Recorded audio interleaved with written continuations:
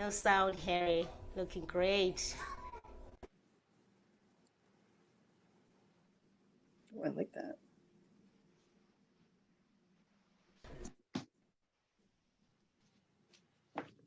So I guess I'll sing for myself because music is not coming out. It's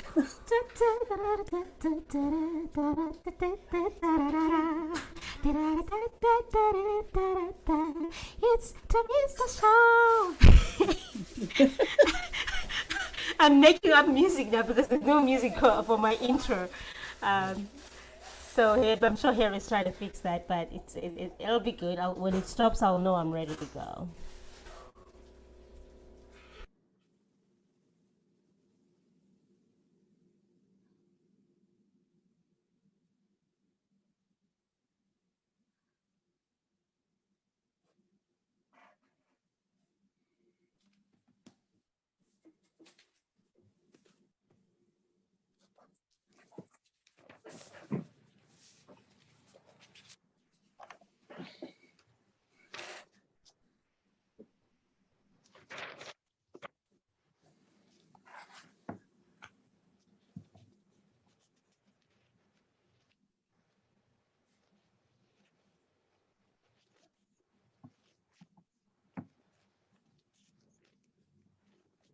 All right. We are starting this show with a Zen. That's what you call a moment of Zen, where we start with silence and nothing but silence. Some of us here might know.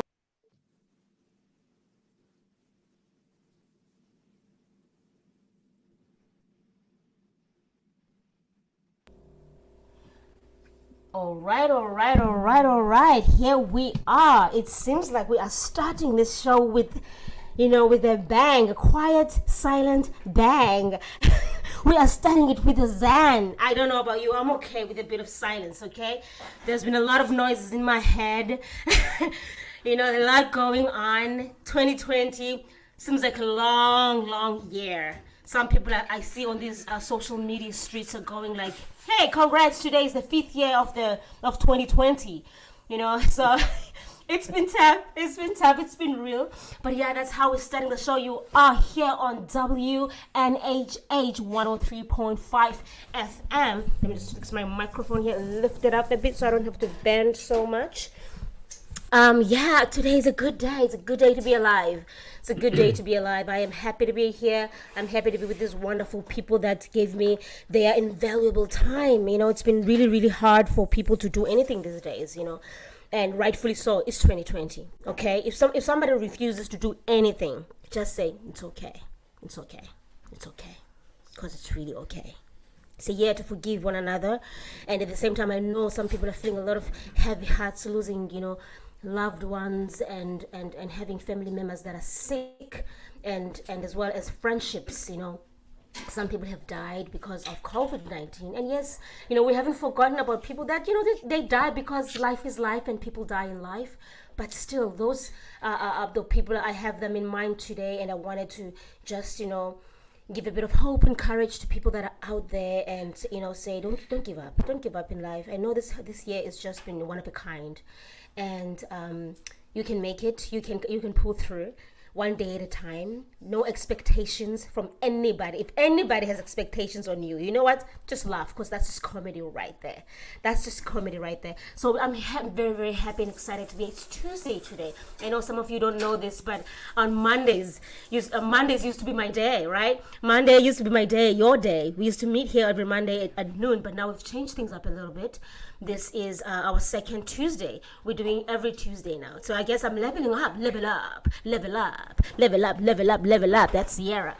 I guess we are leveling up today, and this starting in December, I've been doing every Tuesday at 11 a.m. It's kind of hard for this girl. I'll tell you the truth. 11 a.m. feels like 8 o'clock or 7 o'clock to me sometimes. Okay, I'll be honest. I'm not gonna tell you any lies. So today I am happy to be here. Welcome to Thabisa and friends. I have two wonderful guests.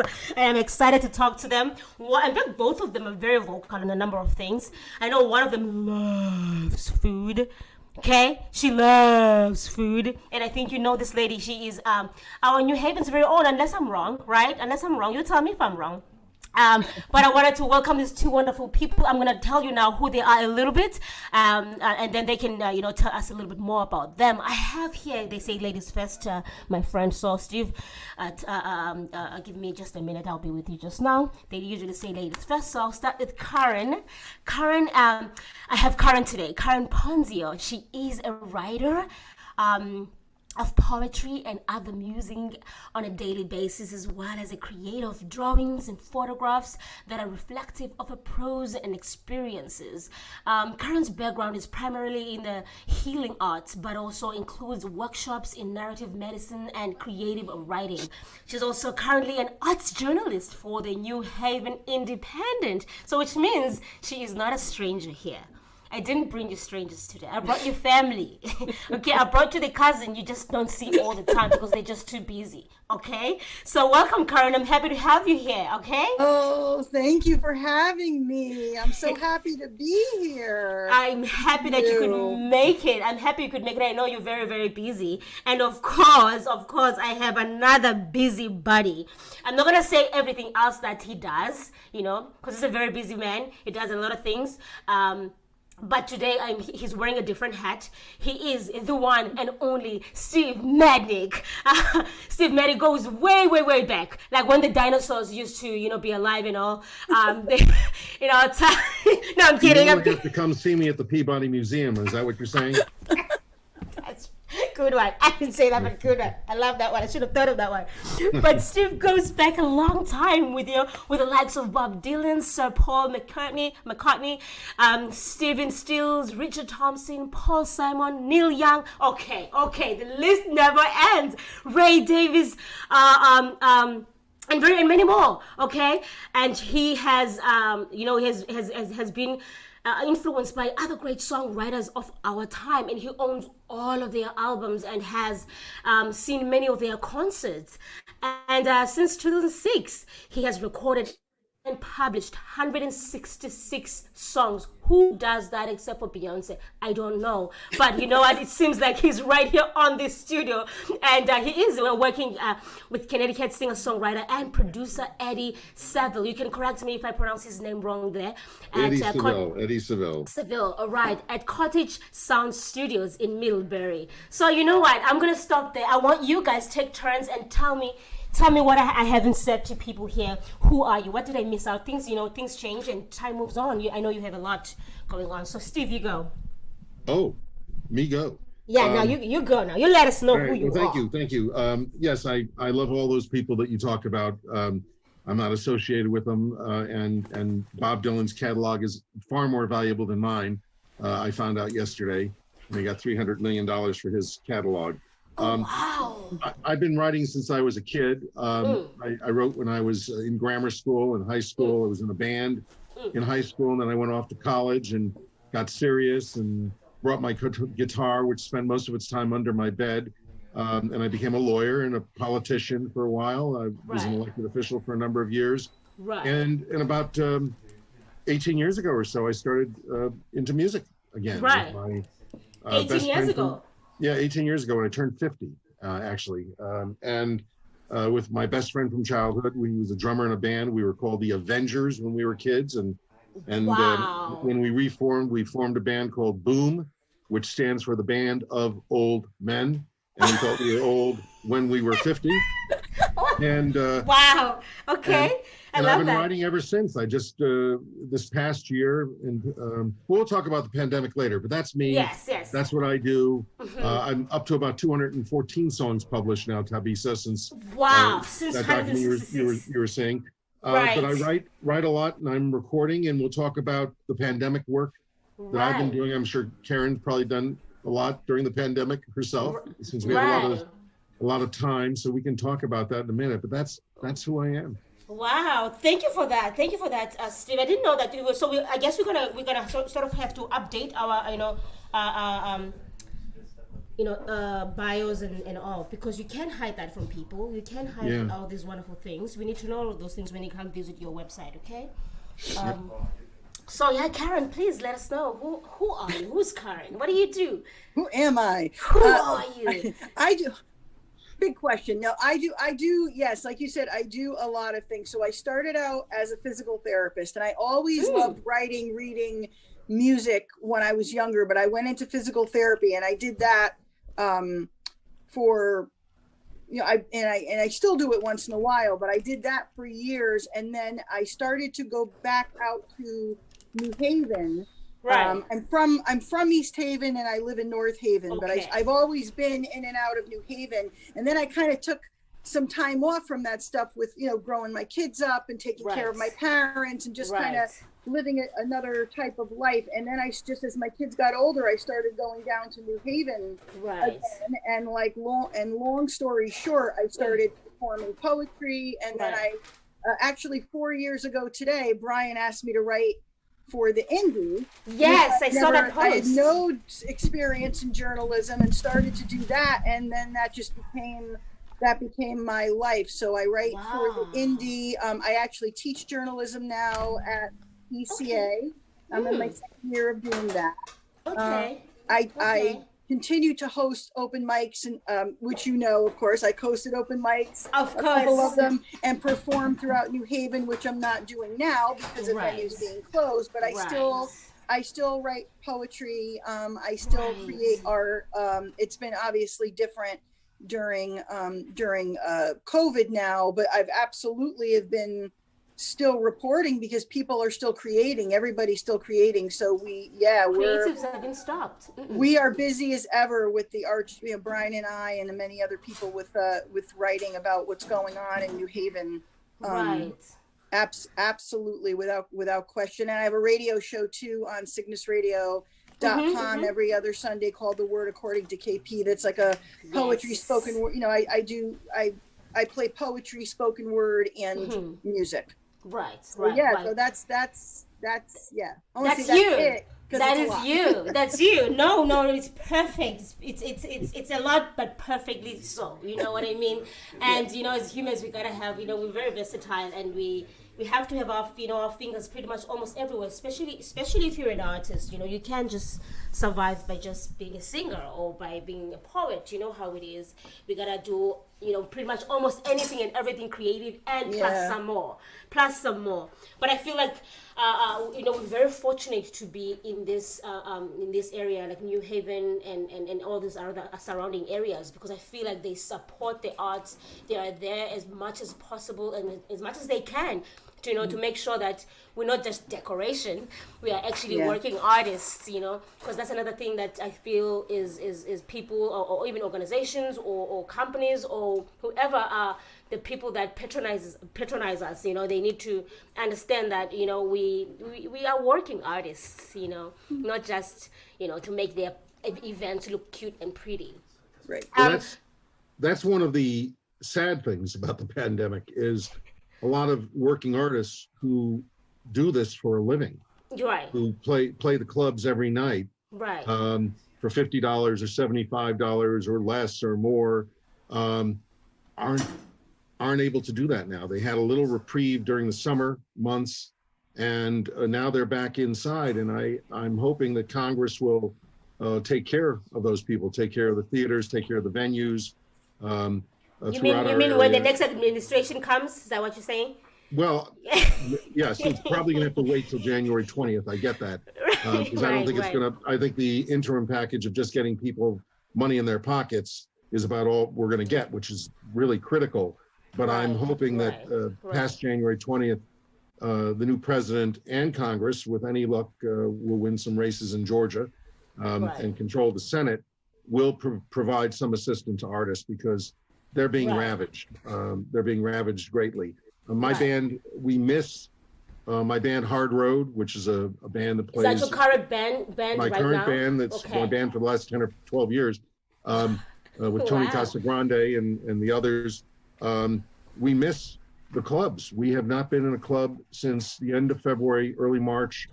And we opted out of one gig in late March where the club was still open, but we just didn't feel comfortable playing. It was the beginning of the pandemic. We have not rehearsed since the beginning of March. Miss the guys desperately. Wow. I've been writing a lot, but I miss my comrades in arms. I mean, it's tough, and I feel for all the musicians and poets and artists that are not really do not have a place to perform at this moment. Right.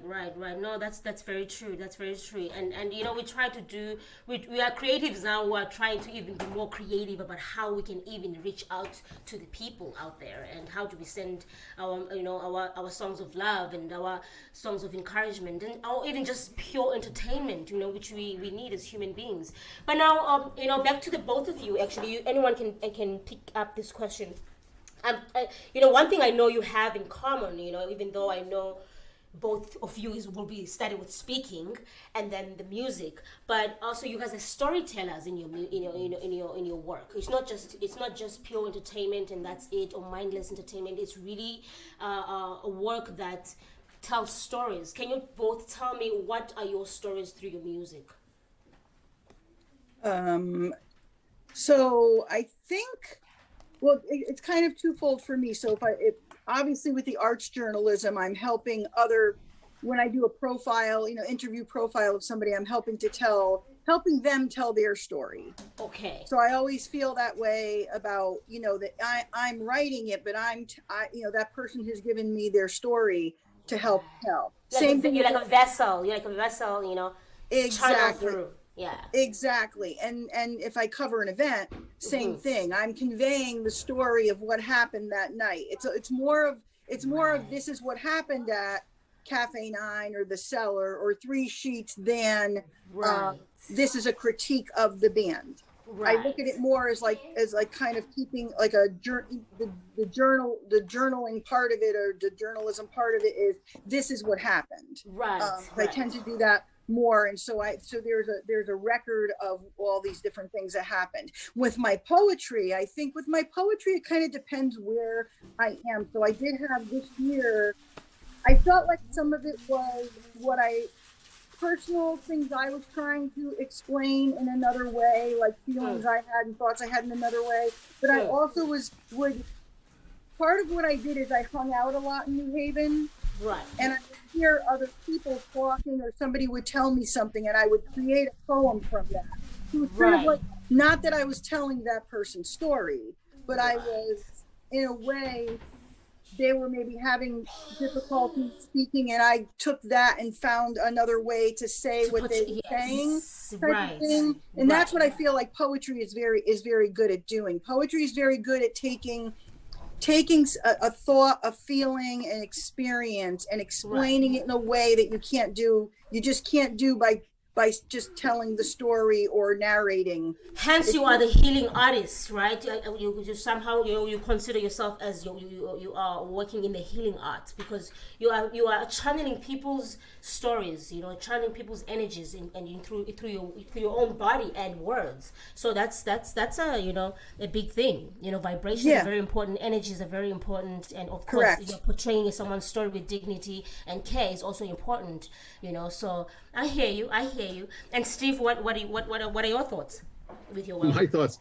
Yeah. When you write, I'm never sure I'm actually writing when I write. Karen made the point about kind of being a transmitter, and being a vehicle for forces that are beyond you. Eddie Seville, my producer, and my brother from a different mother, and I talk about this all the time. And there are songs that both of us have written that, and you wonder sometimes, where did the song come from? It could have been something that was written during Stephen Foster's time. I've written a couple songs that literally, because I read a lot, I suppose, and I transmit what I'm reading into my music without plagiarizing. I try, at least. But I think we're transmitters, and I think that we observe and see the world around us and absorb it. So while some of what we do is autobiographical or based on firsthand experience, I think much of what writers do is really reflect what is going on around them. Right. People tell me, I talked to one of Bob Dylan's managers once, and in his early career, and this has got to be difficult when you're a Dylan or a Springsteen or a McCartney, because you're those not are allowed, legends. you're not allowed to observe. And I wonder how they do. But in the early days, Dylan apparently climbed trees. And he would be on a concert tour and he'd climb a tree, sit in a tree, and listen to the conversations of the people in the park. Oh, wow. Where they wouldn't see him. He would be up in the tree, which would be a little bizarre if you ultimately saw him in the tree. Well, not in 2020, because, you know. But I don't have to climb a tree. I can walk down the street and listen to a conversation and hear what people are saying. And no one knows who I am and no one cares. And so information is everywhere too, Steve. Sorry to budge in. Information is everywhere too. It's different like back in the day. Like we live in a world of information now, in the age of information. Everything is everywhere. You turn on your phone, there's so much information coming. You turn on your laptop, you go outside, there's a magazine, everything. There's news everywhere. So it's quite different from the time of the dealings of the greats. But I don't know if Karen has this experience, but I can't think of anything I've written because I saw something in Facebook. I might have mentioned Facebook. I don't consider Facebook well, life. I actually here's the thing. Right. I do have a poem that I wrote because one of my friends posted posted something about a dream. What do you do when you cease to dream?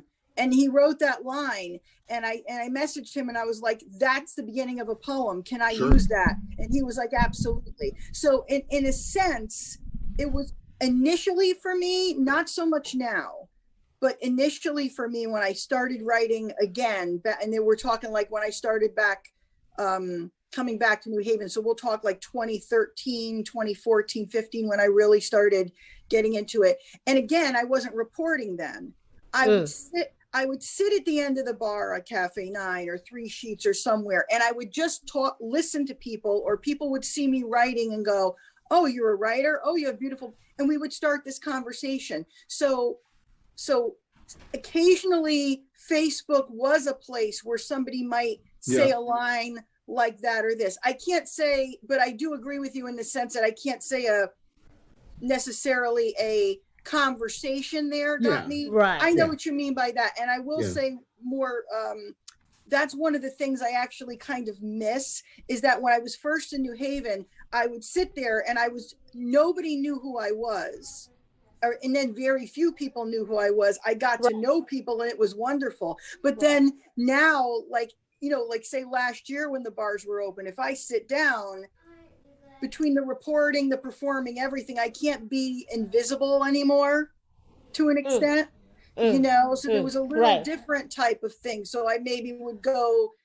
to the green or somewhere where I could sit and just see people walk by, or somewhere else where it wasn't, you know, I wasn't having that interaction. But I guess in generally speaking, yes, I can't say social media really influences me. I'm not that kind of writer, I guess. But what's interesting, the point you were just making about the statement that somebody made on Facebook, I'm sure that there's a statement I've seen that has kicked something off, but we're kind of reflexive.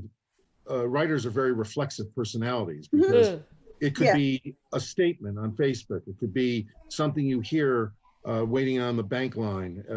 Exactly. It could be anything. I have a song on my new album called "Don't Let the Hard Days Win," that was based on a sign that we saw in Bethel, Connecticut. In the grocery store in Bethel, Connecticut. You know, like everybody had "Yay First Responders," this kind of thing. And this family created their own handwritten sign, "Don't Let the Hard Days Win." And the moment I saw that sign, I said, there's going to be a song here. There's a song. Oh, you know, I think there's things like that happen. And one of my favorite things is when you're talking to a writer, artist, musician, and you guys, and you're talking back and forth, and you say, you know, that's a poem or that's a song. Oh, right. Frank Critelli and I have done that with each other more times than I can even. I can even. Are you using it? Are you going to use the line, or am I going to use the line? We do that too. Or you say something really profound. You know, you're like, I know I'm not going to remember this. I need to write it down, because you can never say it the same way again. You know. So now these are all wonderful things, and I know my people here on the comment section are probably gonna be asking, where is the music? Where is the poetry? We want to hear them in action now. So I would love for Harry to get ready and pull up some Steve Mednick's music. But before we let Steve's music go on, I would love for Miss KP here to give us the word. Give us the word. So I'm going to, when you were talking earlier, when you opened the show about loss and what's going on now. Both of my parents passed away. My dad passed away 10 years ago. My mom passed away last year. And I will say that definitely thank you. That definitely influenced my writing, especially, when my dad died. I think I held back on the grieving with that because I was still in the middle of a lot of things. And what I noticed is after my mom passed, it's like I grieved both of them. Right. So some of the things that have come up during COVID, obviously a lot of memories of, a lot of people dying, sick, dying. So a lot of things come up. I participated in a couple of zines where they asked for poetry. And one of them that I participated in was a Halloween themed one called Underneath by Magic Press out of New London. And one of the pieces that I wrote kind of is a little bit reflective of that. So I thought I would read that one, especially since it's like my most current poem as well. So is that good? Absolutely. Can I go ahead? I'm waiting. Yes, please. Okay. Yeah, so it's just called, Underneath, along with the theme of that. Under the bed, the sheets, the stairs. The darkest places are not always the scariest. The attic door has been bolted shut for years. Boxes packed with holiday decor used last when the light in her eyes had just begun to dim. The woman she was left a ghost behind. The ghost she is now remains silent, except on the brightest of days. The sun is responsible for the shadows cast across her old photos. The shadows hold the shape of promises long forgotten, reminding me of how fear molded who we eventually became. Her ghost reassures me that we are stronger now, that there is nothing to hide from that has not been revealed previously. Each lesson always waiting for its turn to teach, always resting somewhere below the surface. Oh, beautiful. Wow. Yeah. Wow. I could close my eyes and have you read. Are you thinking of doing any audible books or any audible poetry? Because that there's something. And you'll be the reader. I actually, I read them. Thank you. I read them on my my poems often on my radio show. Okay. So, right. but I actually have thought about that for 2021 of maybe doing something on Bandcamp. Yes. Where I do some readings and have that there, because I do think that sometimes it is, I've done stuff along with music. I have definitely done. In fact, this year I read a piece of a Walt Whitman poem for Rob Nelson, who did a series of those along with music. But I think sometimes it is like, I like to listen to that. And I guess sometimes, you have to say like, or would people be interested in listening to me? But if they do on the radio show, they might be. Right. It is absolutely. It is something I am thinking about. Thank you. Okay, I will remind you. I will remind you every now and then. I'll check and say, are we doing that audio poetry book? Because it is something I would listen to, and especially now that people are really struggling with sleep and all these things. But taking yourself, because I see these programs, these apps where you listen to a voice. Right. So how about we have our own doing that? KP, we support you. We get you that. We get our audio book, and we we put ourselves to sleep with them. Great poetry. Steve, what do you have for me? It seems like you're pulling out your guns there. Should we try to do something live? Let's try it. I'm all for it. Oh yeah, great. Do my best. I'm going to do finger picking, so I'm hoping we'll hear it. This is the song. This is one of the pandemic songs. I have 2 albums that came out this year. One during the summer. There you got it. You got it. Which is River of Tears. Right. And let me tell you about the cover of River of Tears. A number of years ago, I became very, very friendly with a a Native American out in Phoenix, Arizona, outside of Phoenix, named Mike Ziliaks. And Mike is was an amazing artist. He did an earlier cover for me about 10, 12 years ago. And I won't tell the whole story because we could use the whole half hour for the story. Right. But when I was doing River of Tears, a lot of my music's political. Every 4 years, I do a political album that kind of is a singing, kind of a singing op-ed. But when I was doing River of Tears, which I started about a year ago, it was a story album. It's all a series of stories. And so I sent Mike rather, all of the lyrics and then the rough music for the songs. And I said, I want an album cover from him. And he did the album cover of River of Tears. And it's beautiful. One of the most beautiful paintings he did. And if you can see behind me, these paintings behind me are Mike Ziliak's paintings, and I've got them in front of me. Was a wonderful artist. He passed away literally the beginning of the year, just as the pandemic started. So he never saw the cover, but his family got to see the cover, and I mean, he painted the cover, but he never saw it in its completed version. Right. But he was really a soulmate, a great artist himself, and I bless his memory. His memory is a blessing to me. And the second album, which is what I'm going to sing this song from, is this one, which is "Are We There Yet?" Are we there yet? Are We There Yet? Yeah. And "Are We There Yet" is volume 5 of my Problems in Democracy series. How portentous that is for a singer, which I do every 4 years or so. And this is a true pandemic album. The other album was finished at the beginning of the pandemic, but most of the work had been done there it is, "Are We There Yet?" Most of the work was done in a pre-pandemic. We had to finish it in the pandemic. But "Are We There Yet" was an album that was done almost as simply as what we're going to do here today. Right. Carl Allwire, who plays on all my albums, recorded the music in New York State, where he lives. Eddie Seville laid down some percussion. Isaac Civitello, his son, actually produced this album. Eddie's produced all my others. Isaac has taken over and produced this one. And I just sang. I didn't even play an instrument because I don't have recording instruments in my house. So I had to go into the studio late one night, about 3 months ago, 2.5 months ago, and lay down all the vocals. And it was a very simple album.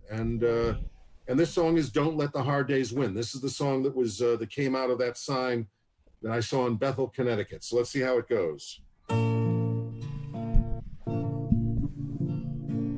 This was the hardest day of the cruelest month.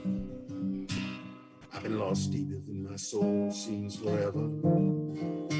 I'm in a demon-haunted world, holding a candle in the dark, as a gust of wind is blowing through my hair. A little here, a little there, doesn't matter, do I care? It all seems the same to me. I'm waiting for a time when I can go outside. Will it come easily? I'm living a week of 7 Mondays. The wind is in my face. This existence is wearing bed. We're all bound to wheel of fire, stuck in a sorry place. Don't let the hard days win. I'm at a hideaway, thinking of the ties that bind. There comes a time when you live among your ghosts. I'm on the eternal trodden path, traipsing through the past, looking for a lost witness to the crime. From desolation to weightless bliss, a little that, a little this.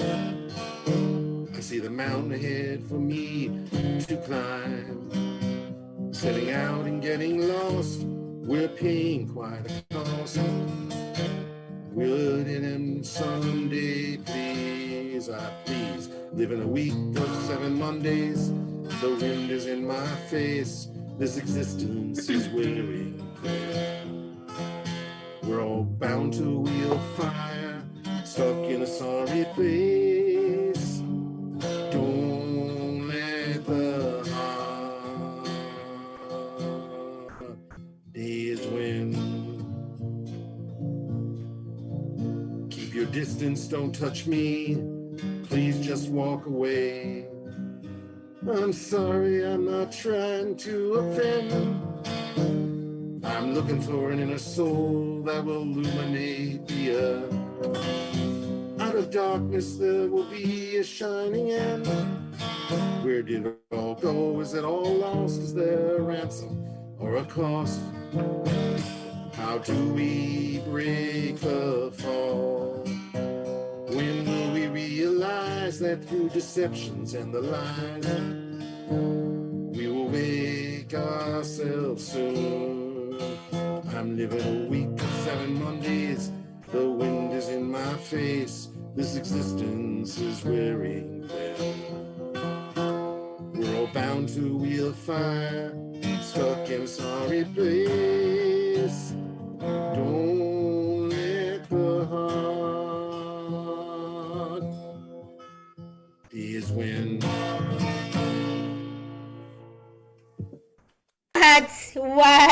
What? That was beautiful, Steve. Thank you seriously, very much. and you are such a prolific writer yourself. Okay, like Well, thank you. seriously, I don't know how you gather all these stories and put them into song. You and you have so much to say too, and you totally make sense. Just singing or excuse me, like just playing music just would say you playing music. You make pretty much good sense, and I felt you there on this song too. This is, tell me again, what's the title of this song? And it's on the Are We There Yet album, the recent one. Yeah, it's on the Are We There Yet album. It's called Don't Let the Hard Days Win. Don't let the hard days win. Don't Yes. let the hard days win. That is Don't true. let the hard days win. That is, I Yeah. felt it. I don't know about you, Well, Karen. it's a pandemic Yeah. song, Yes. Yeah. Yes. And there were certain parts you were singing and I was yelling at some people in my head, like, yeah, put on that mask too, Yeah, like just put absolutely. on that mask. You Yeah. cannot tell me that you think that you can't breathe because you're wearing a thin little veil thing. And do you know what's going to happen when you have COVID? It'll strangle you. It'll burn you. What I've heard from people that have COVID-19, that have experienced COVID-19, is that this thing burns you. It burns you and then it throws you to Alaska. It makes you cold and it throws you into a lava and it makes you warm. It throws you back and forth. Now I'm going to say it like it is because the people need to know. I'm not trying to scare anybody, but it is a scary thing and a dangerous thing. It is what it is. So we're not going to sugarcoat it. It is scary and deadly. So please, please, please be mindful, And anybody, you say Thabisa gave you permission. If somebody comes close to you, okay? Karate Kid there, okay? Karate Kid, because we have no time to not mess with Thabisa because, I've got this. You cannot mess with us like that. We need not die in this careless way, especially if you are able to avoid it. I know not a lot of people, are able to have masks, even though, we may think, they're affordable. Everybody can get them. Some people, they have huge families and there's one person working and they're reusing the same masks. And that's a reality for many people out there in many other countries too, so, but I feel like it's the ones that can afford, it's the ones that have the means, that have a lot to say and about, sort of playing this whole thing light, Steve, that was a beautiful, beautiful song. And Karen, I think what I'm gonna do now is let you guys be on a roll, because at the end of the day, you guys are artists. You guys are artists. I want you guys to show your work to people, and we outspoke ourselves. I don't want to say that is the right term, but we've out-talked ourselves this year. A little bit of music, more music, and a little bit more poetry and more poetry. I would take it any day, anytime. So, but I want you to tell me though, very quickly, because I want you to be able to have one more poetry and you two, Steve, another song. Time it really runs fast in this show. Maybe we should think about extending this show, Harry. What do you think? I'm pushing it now. Whoever comes after me, maybe you tell them, Tabs, highest demand hostess with the mostess.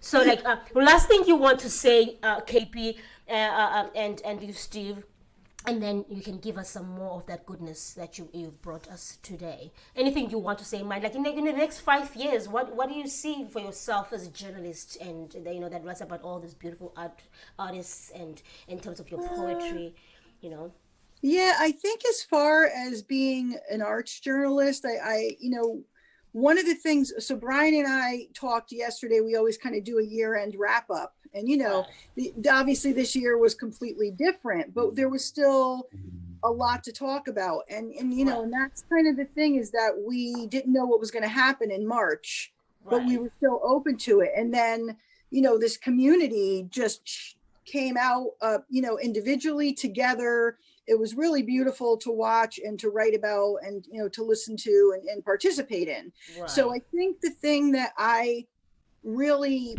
want to always do as a journalist, and as an arts journalist, some people think, arts journalism, what is that? Well, just open up the Indie, you'll see exactly what it is. And the arts paper, there's so many other people who do it, not just locally, but globally. And I think that what I want to do is be receptive to that, be receptive to whatever the arts community creates. So anything that happens, I want to always have my eyes open and be receptive to that, to be able to say, hey, this is what's happening, and let other people who wouldn't know about it otherwise know about it. I didn't realize how many people read kept track of what was going on via the Indie, via the online papers, until I participated in it. Right. And there are a lot of people who even before COVID just did not get out. Right. And don't get to go out for whatever reason, whether it's financial reasons, their job, transportation, whatever. So to be able to see these videos and know where to click to find Steve's music or somebody else, and whoever's music, I think I want to be able to do that. And then as far as my own poetry, I just want to continue to evolve. I teach. Right. And I try to tell our students, we do workshops, we work together. I tell them, I'm learning from you too. We're all learning. If you stop learning, I don't know what the point is if you're not going to learn. So I don't only want to teach, I want to learn. Right. I hear you there. That's very true, Karen. Do you mind also just maybe quickly doing your poetry, and then we can take it to Steve, so that I make sure I get you in this last 5 minutes? So. Yes, I have a super quick poetry from another zine I did called Neighbor. That was one to raise money for a charity, for a COVID charity. That was from New Haven, and this one is an absolutely a quarantine COVID poem. Perfect. Every day, begin again. Wake up, take a deep breath, begin again. Make art, take a nap, have a snack, begin again. Bake bread, take a walk, stir the sauce, talk to a friend, begin again. Lie down upon your bed, close your eyes, rest your head, say thank you. Tomorrow, begin again. Wow. And that's my mantra for quarantine. I am taking that. I need that poetry. And I need it to be everywhere in this house to remind me those are things I need to do. Because these are simple things, but at this time, we seem to forget them. Thank you so much for that poetry that reminded us. You're welcome. Thank you. Lightly. Thank you. Steve, what you got for us? You've got your time to put in your last say and your song. How much time do we have? Do you have 5 minutes? Maybe 6. All right, let me want we do another song? Oh, please. Yes, please. All right, let me see. I've never played this one live. Didn't even rehearse it because I thought you were going to have some stuff pre-done. We do, but this is my favorite stuff. I love this stuff. I'm an open mic person. I love this is you. This is you. My whole life.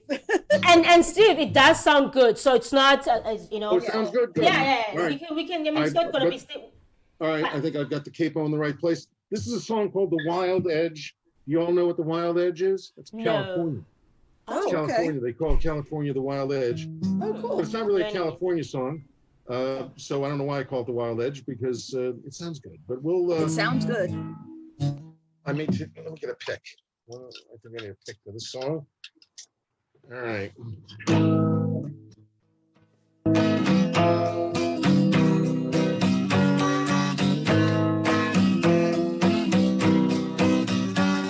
I'll never be younger than I am today. I'm demented with despair. What can I say? Lost my sight and touch. Can't find my way. Oh, the well of souls is deep. So deep I cannot see. So dark I cannot move. No one can hear my plea. These are the dark days. These are the dark days. These are the dark days that surround us. There's a monster in the tower, watching us die. He speaks every day. I can't figure out why. With no easy escape from his maleficent lies. Here I find myself in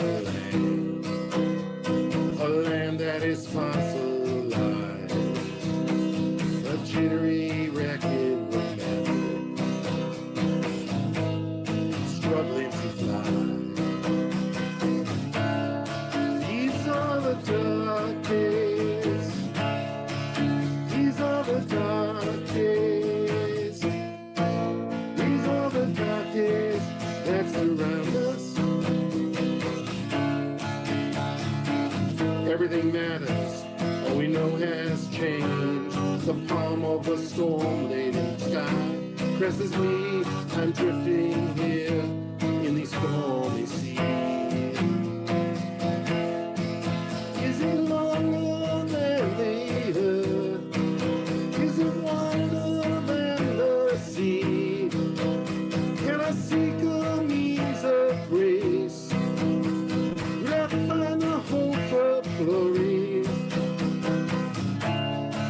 These are the dark days. These are the dark days. These are the dark days that surround us. This is a time when fear presides over memory, where the gates of hell may soon welcome me. Will the storm ever cease? I'm wondering. Why do the innocent suffer? Why do the innocent die? Why do some find love while others cheat and lie? Why are some hearts full while other hearts are denied? We don't know, we don't know. We just sit and wonder why. These are the dark days. These are the dark days. These are the dark days that surround us.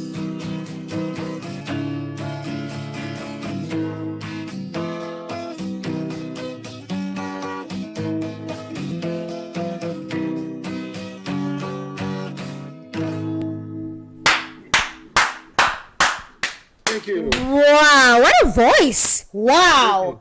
Well, Wow. I cut a verse out because I thought we were going to run out of time. Wow, no, that was perfect. That was a perfect timing. That was perfect. Wow, Steve. You know what? I know in this hour, this is WNHH 103.5. How can I not say that? Because this is the hottest, the greatest, the most vibrant radio station you have here. Oh, I'm sorry. Anybody who has a radio station there, I'm taking all the praise. Okay, I'm putting it back here. Okay, I'm putting it back where it belongs. Okay, on WNHH 103.5 FM.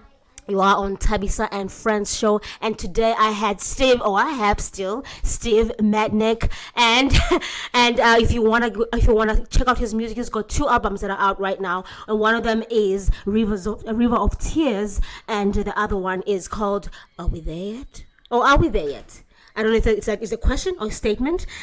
Hey, question mark, are we there yet? Please check it out. He's all on social media. He's everywhere. You can find him on YouTube. You can find him on Amazon. You can find him on Spotify. You can find him on iTunes. You can find him on all digital platforms. Those places. All those places. That's where you're gonna get him. And Karen as well. She has a website. Go visit. Karen's website is karenponzio.com. Check out her work, see what she's done, and then go support these artists. And so yeah, this is it, guys. Thank you so much for being here with us. For being here with us. We really appreciate it. I do want to say this. I have a single coming out on the 2020. I would love your support. I would love for you to come check it out, and it's going to be interesting because I'm bilingual and I speak mostly Xhosa. I write mostly in Xhosa and English. So I don't know if Harry has my 30-second clip to show you them that I sent him. And Harry, I'm looking at your picture right now. Let's close the show with a bang. And thank you everybody for coming today. Thabisa, thank you, Harry. Nice meeting you, Karen. Yeah, nice to meet you too, Steve. Thank you, Harry, and thank you, Thabisa. I can't wait to hear what you have coming up in 2021. Right. So thank you so much. Thank you so much. I'm excited. I too. All right. So Harry, what you got there for us as we close out? There we go. Nice.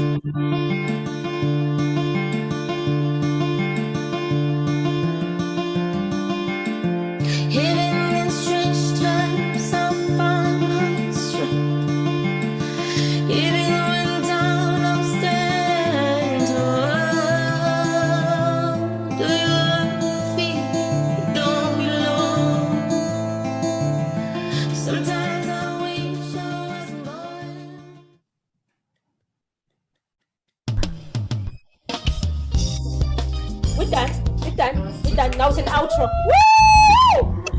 Hey! Cheers!